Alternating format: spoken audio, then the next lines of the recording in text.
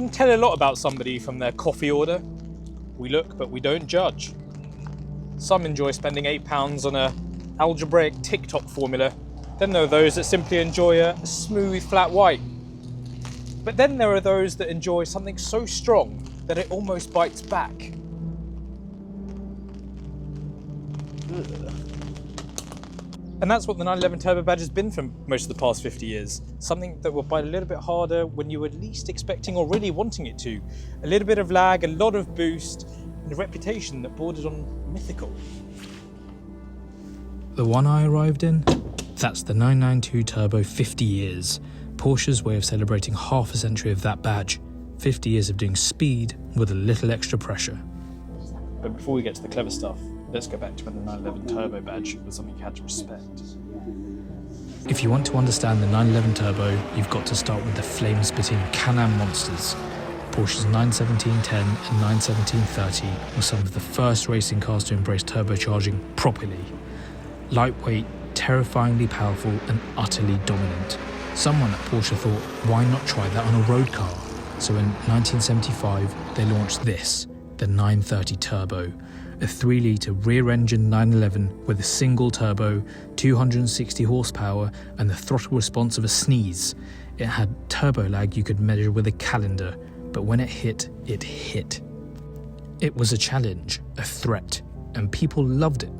By 1978, the 930 had a 3.3-litre engine and an intercooler. It was a bit more civilised, but only just. It was still a 911 with a rocket up its bottom, and it earned its nickname the honest way, the widowmaker. This is different. There's no waiting, no drama. Just squeeze the throttle and feel time compress. It doesn't feel dangerously fast, just inevitably fast. The 930 made you earn it. This, it's instant, it's next day delivery, it's Amazon Prime, and the 930 was a postman in dark glasses with a dog that might rip your leg off. By the end of the 1980s, Porsche had to do something. The Turbo had the power, but not the polish. The 964 Turbo added power steering, ABS, and even more boost. Early models still used the old 3.3-litre engine, but later versions got a 3.6 and serious speed. Then came the 993 Turbo, the last air-cooled 911 and the first turbo with four-wheel drive. It had 408 horsepower from twin turbos and performance that could humble Ferraris, but without trying to kill you in the rain. It was explosive, but usable. The Turbo had become something more than just fast. It was suddenly usable every day, supercar numbers with a saloon car attitude. And this is where it got interesting. The 911 Turbo wasn't just the fastest, it was the smartest, the most versatile. It became the one that didn't need to shout. And that became its superpower.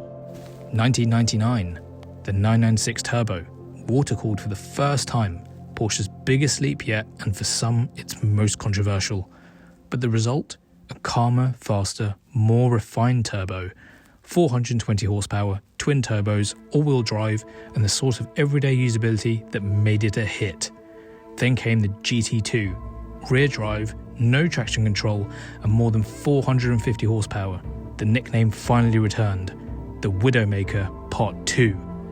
In 2006, Porsche gave us the 997 Turbo, manual or PDK, 480 horsepower and sharper styling. The Turbo S pushed that even further. And the GT2 RS, 620 horsepower of lunacy, carbon everything, a road car in the looniest possible sense. At this point, the Turbo was the benchmark. You didn't need a track, you didn't need excuses, you just needed an open road and somewhere to be. By the time the 991 Turbo arrived, the Turbo had become something else entirely. 560 horsepower, sub-3 second launches, rear-wheel steering, adaptive aero, active anti-roll. The 930 always felt like it had something to prove. The 991 knew it had nothing left to prove. Yet it was polished, but it still had bite. It was devastatingly quick, just without the drama. A full fat 911 experience with a silk tie and CarPlay. And now, we're here. The 992 Turbo, 650 horsepower, more tech than a NASA launch pad. Comfort, speed, stability, and still that engine, still those turbos. The car you see here, the 50 years edition, it's a nod to the 930. Fuchs styles wheels, heritage script, special paint, outrageous hardened seats, and glove box and seat backs. But it's also a full-spec Turbo S in disguise. No extra performance, just extra meaning. And I get it, because last year I had the chance to drive every generation of 911 Turbo back-to-back at Goodwood. A proper deep dive from laggy lunacy to launch control perfection. And I even drove a 993 Turbo S up the hill. That car, it's like being bound to a cathedral bell. Beautiful, brutal, and slightly holy. So when Porsche says this is a celebration, they mean it. And you can feel the lineage, but it also marks a turning point. Because next, the Turbo goes hybrid. No plug-in, no EV mode, no silence, just assistance from electric torque fill. That flat six, that's not going anywhere, but that turbo lag, that'll be less detectable than ever before, smoothed over with cleverness. The Turbo is not dying, it's just getting smart.